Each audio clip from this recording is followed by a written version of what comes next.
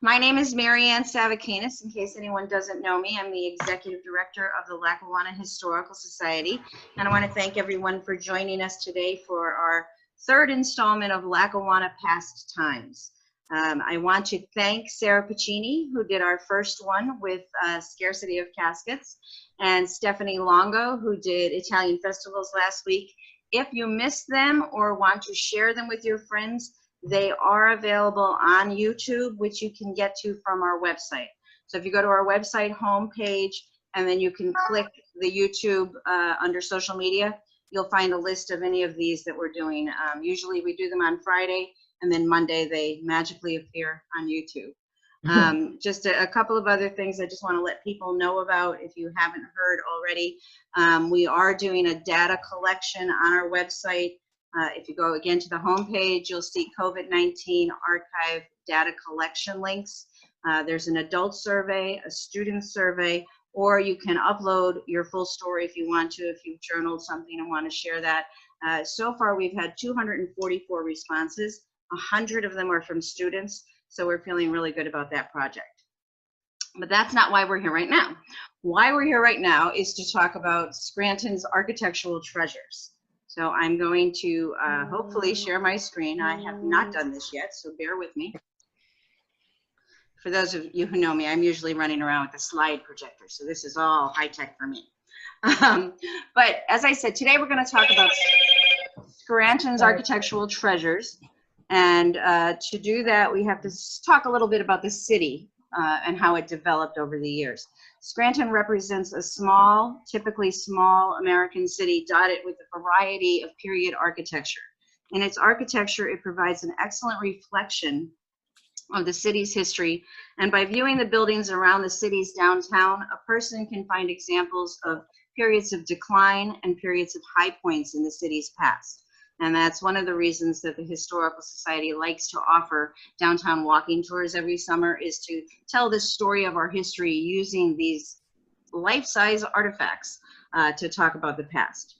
The city of Scranton was incorporated in 1866, and in the years that followed, the downtown quickly developed into an industrial center featuring many public buildings built in several different architectural styles, making the city a showplace of architectural artwork. By the turn of the last century, over 80% of the world's known anthracite reserves were located in northeastern Pennsylvania, with Scranton at its center. Home to 5 major railroads, Scranton attracted not only a large number of immigrants looking for work, but also a wealth of talent and new ideas. Architecture was no exception, and soon Scranton became one of the country's premier cities, boasting some of the nation's finest buildings. Scranton's founders and early industrialists contributed greatly to the city's development as a place of technological and civic innovation. Buildings considered at the time to be among the best of their kind were designed by prominent architects like Isaac Perry, who designed the county courthouse in 1883, Kenneth Murchison, who designed Lackawanna Station, now the Radisson, in 1908, and Raymond Hood, who designed the Masonic Temple home to the Scranton Cultural Center in 1929. And these buildings, their builders spared no expense by using the best materials and most talented craftsmen to create the architectural treasures we still appreciate today. Scranton, to understand how the city developed, we need to go back to the mid-1700s, when this area was primarily a passageway or hunting area for Native Americans traveling through. They were basically leaving the northeast part of this country and headed to the Wyoming Valley. One group, a branch of Delaware tribe known as the Munsee, set up a temporary settlement, which in what would later become Scranton. They were led by Chief Courthouse and named the Courthouse Meadows in his honor. If you see the apple tree in the middle of this image, that would be near where Scranton's Memorial Football Stadium is located today. And the apple tree was a significant place for traveling early settlers, because that was where they would leave messages and just a communication area. That was their meeting spot, so to speak. Of course, later we saw more permanent settlers coming in by the late 1700s, including the Tripp family. Isaac Tripp would settle in what today is North Scranton and build a log cabin along the current day North Main Avenue. His grandson Ira would improve on the residence over time, establishing what today is recognized as the city's oldest residence. The oldest portion of the house was built around 1771 by Isaac Tripp. Then his son, Isaac Tripp II, made some modifications in 1778, and that's what we're seeing here. Ira Tripp further renovated the home in 1812 and left the building in a federal style with some Victorian elements, which is what is more familiar to us when we look at the Tripp House today. Yes, Mary Ann. I had lunch there. Good. Good place for lunch. By the mid-1800s, Scranton really started to blossom, riding on the industrial development initiated by the Scranton family. Many entrepreneurs arrived to take advantage of the growing community. Immigrants, mainly from Ireland and Wales, found work in the coal mines and ironworks, as well as the railroads, and the city grew. Small neighborhoods began to appear near the industrial plants, as seen in this early image of South Scranton. In the middle of this image, you can see one little kind of building standing there. That was the Slocum House, another group of early settlers, a family that basically had their farm around this house, and the farm would later be purchased by the Scranton family to build what became the ironworks, which is what we're seeing in this photo. Now, this is a very famous painting done in 1855 by George Ennis. It's a great image because it shows us just how quickly those small farming neighborhoods and communities blossomed into the full-fledged city of Scranton. In less than 20 years, it went from this beautiful green space into a rather crowded industrial center. So we go from that to this. And it stayed crowded for a long time as part of this industrial growth. And this is probably from the 1880s. And then by the 1920s, we're definitely still a hub of activity, especially with the railroads.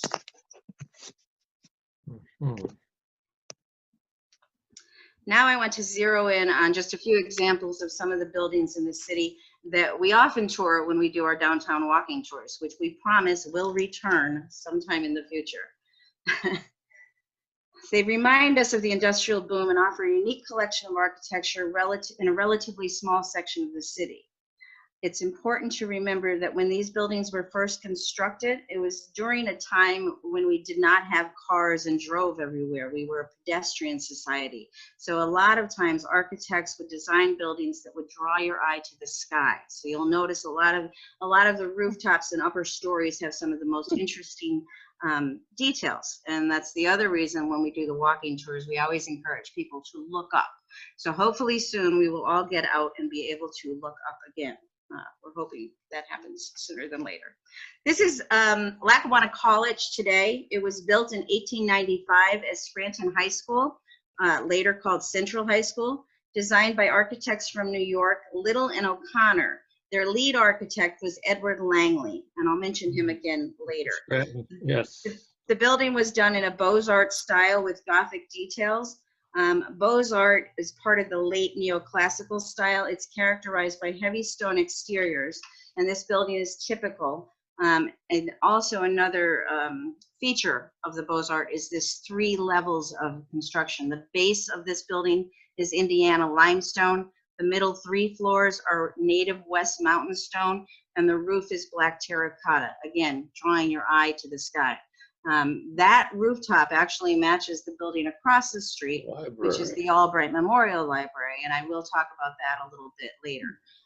The Gothic details in this building can be seen in the intricate ornamentation on the roof also. So again, setting it against the sky for something to look up at. I mentioned West Mountain stone, a great thing to do if you're ever downtown Scranton, especially in Courthouse Square. Stand on Linden Street and look west, and just above where St. Peter's Cathedral towers are, you'll see a scar in the mountain.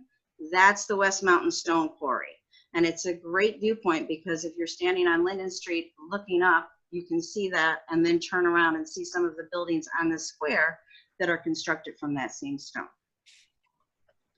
Now this is another building across the street from the Lackawanna College building. Today it's the Children's Library. But when it was originally built in 1913, it was the first Church of Christian Science. It's interesting because this was the second first Church of Christian Science building built in this country. The first was built in Boston. The building is designed in a Greek temple style by Snyder and Ward and features classical Greek portico. The columns, which are tapered in the center to give a stronger appearance, are topped with Ionic columns. Those are those swirly little columns on top. There's 3 column tops, capitals, that you'll notice if you're studying architecture. The first is the Doric, that's kind of the straight brick looking one. Then you have the Ionic, which are these curly ones, and the Corinthians have a little more leaf and floral design on top. So that's always a fun scavenger hunt we do sometimes with students to make them look for different kinds of capitals on top of columns and buildings around the city. I mentioned the Albright Memorial Library, and here it is. It's right next to the Children's Library. This is a good time to mention that this whole area that we're in right now is called the Gothic District because so many of the buildings use elements from that style. The Gothic revival period in the United States took place between 1830 and 1860, but architects often drew back to that when they were designing important city buildings. It was not unusual to design a city hall or a courthouse in the model of some great English cathedral or university like Oxford. And this Albright Memorial Library is no exception. It was built in 1893 after the Albright family donated the land for the city to build a library. Designed by architects from Buffalo called Green and Wicks in a French chateau style. It features stained glass windows, fine carved Indiana limestone, and stone lions guarding the entrance. Plus there's some owls over the door that signify wisdom. It's a great building, and if you've ever been to Paris, it might be more familiar than you think because the Cluny Museum in Paris was the model for this building, and there's quite a lot of similarities. So you're never far from Scranton, even when you travel to France. There's a nice color picture of it. Wow. Perhaps the most Gothic building in this section is the Scranton School Administration Building. That was built in 1910 in an English Gothic style and features classic Gothic elements like steep turrets, pointed arches, and the crenellated roof. It looks like a castle. A lot of people think this building was something previous to the Scranton School Admin Building, but it was indeed built for that purpose. And it goes back to the idea that you wanted to really impress the public with your public buildings and show the community that you cared by putting a lot of work into the buildings where this business would go on. Tudor arches, not Gothic arches here. Okay. Across from the admin building, we see the Masonic Temple, currently home to the Scranton Cultural Center. It was built as the Masonic Temple in 1930 of Indiana limestone to be combined headquarters for all the Masons in the city. It was designed by the renowned architect Raymond Hood, who also designed Rockefeller Center. Designed in the Gothic style with Moorish details, and Moorish architecture is sometimes called Alhambra style of architecture. It was used in Spain from the 13th to 16th centuries, and one of the most distinguished characteristics of Moorish architecture is a plain exterior and an exquisitely ornate interior. And of course, this building is pretty elaborate on the inside, but I think it's got a lot going on the outside as well. It was built to be multi-purpose, so you see 3 distinct parts when you look at it. You see the 18-seat auditorium on the left, the grand entrance hall with elevator in the center, and a large banquet room on the right. One of the things that's interesting when you're actually looking at the building is to note the skyline because it matches up to the buildings next to it.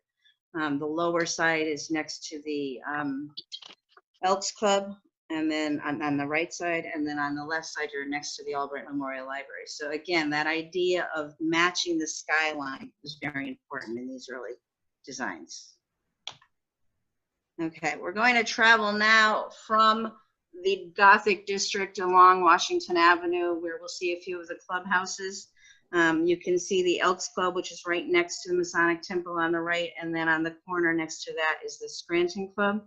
At one time, this entire block was known as Club Row because in addition to these buildings, the Cultural Center, Masonic Temple, the Elks Club and the Scranton Club, you had a Hebrew men's club on the corner of Vine and Washington, which would be all the way up across catty corner from the library where the Greek church now stands.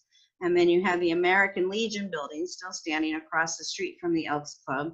And on the corner of Mulberry and Washington, we had the old YMCA building. That, of course, has been taken down, and Mulberry Towers stands there now.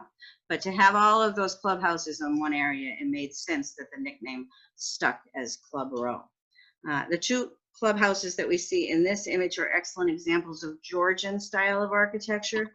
Georgian uses symmetrical stone or brick form, side gabled or hip roofs, and often features a pediment or crown with pilasters at the front entrance. And the Scranton Club is a good example of that because you can just see it behind that tree there. And of course, today the Scranton Club is where one of our favorite restaurants is located. Unfortunately, it's closed right now. Hopefully, when it reopens, everyone will go and dine there or support our friends at Posh. There's another shot of it. Yeah. Now, in this view, you can start to see what's across Mulberry Street on Washington Avenue. You see Mulberry Towers that I just mentioned. That's on the left side, that tall building. That's where the YMCA once stood. And then you see City Hall in the lower right corner. Scranton City Hall building is the final structure considered to be part of that Gothic district. And it offers an excellent example of how Americans designed their public buildings to look like the great European churches and cathedrals.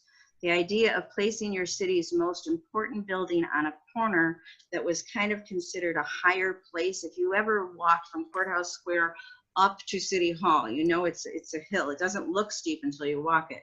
But this is considered to be one of the higher points of downtown Scranton. So of course you wanted to put an important building in this higher position so that it could overlook what was going on in the city. It's all very symbolic. The other interesting thing about this building is it does resemble a church. It was not a church, though. It's always been City Hall. But the concept was if we designed a building that looked noble, then the activities going on inside it would reflect that. So that was a kind of a tradition among designing architects.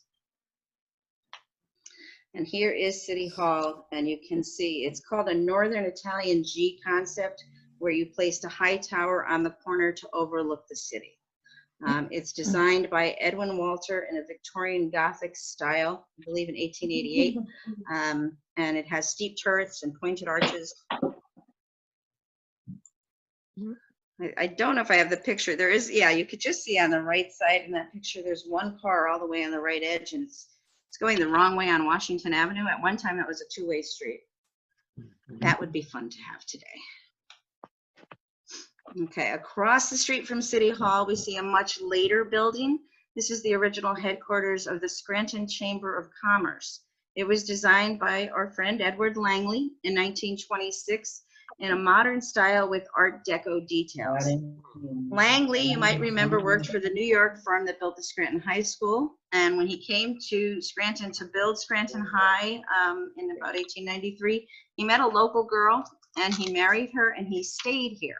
And because he stayed here, he became one of the city's more prominent and well-known architects. And in addition to some of the buildings we're talking about today, he also designed the Catlin House. So he's pretty near and dear to our hearts. We're big fans of Edward Langley.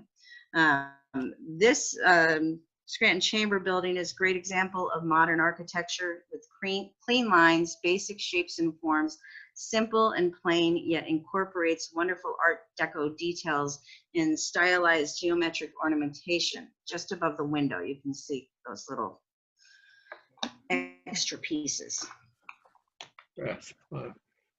Now we're jumping down from the corner of City Hall to Courthouse Square. If we continued walking down Washington Avenue, we'd come to the Courthouse Square, which is typical of American city squares. It situates important public buildings in the center and then places other commercial and public buildings around the perimeter. It also creates a park-like setting for city workers to retreat to during a busy day to find some time to relax during lunch or a coffee break. The park-like setting is further developed by the placement of patriotic monuments anchoring the corners. Specifically on Washington Avenue, if you walked down from City Hall, the first monument you would come to would be George Washington. If you continued down to Spruce Street, you'd meet Christopher Columbus. So in front of the courthouse, we have two of our very popular patriotic leaders. Let's see. One of the most notable commercial buildings on the square is this one in front of us, and I don't know if everyone recognizes it without its big sign on top, but this was before the sign was placed there. This is the Board of Trade building. It was built in 1896 and designed in the Beaux Arts style by Lansing Holden, also of New York. His is not unlike Lackawanna College in that it has three distinct sections.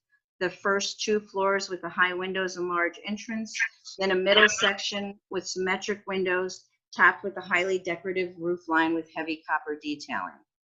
1909, a sign would be added to encourage more business, and it read, "Watch Scranton Grow." Then in 1916, to proclaim Scranton's success for having the first electric-powered streetcar system in the world, the sign was changed to read simply, "Scranton, the Electric City." Ironically, a year later, the building would be purchased by the electric company. How convenient. Today, it's more familiar as the home, or we call it the Electric City building because of the sign. Everybody's familiar with it. It's also home to Electric City Estate, who are good partners of the Historical Society, and hopefully they'll be back in business in the near future. Now, this is the courthouse. This is a nice early shot of the courthouse under construction. One thing we always like to point out in this image is how steep the tower is. If you were to look at the courthouse today, you would notice it's not quite that steep. Right. In the center of the square, we usually find the most important public buildings. So Scranton's no different. They placed the county courthouse in the middle. It was built in 1881 using West Mountain stone, and it was designed by Isaac Perry, an architect from Binghamton, in a Romanesque revival style, featuring rough-faced stone, round towers with cone-shaped roof, columns and arches over doorways, windows, and multiple stories with a complicated roofing system. Of course, much of these details would be lost not much later in 1896, when the building had to be completely renovated to make more room. And then again in 1929, that's when that tower was lowered because there was a consistent danger of the tiles on the tower slipping off and falling to the ground, possibly injuring someone. So they decided to take the tower down. Now, this building may not look familiar because it's no longer standing. George, there's a trolley there for you. I can see that.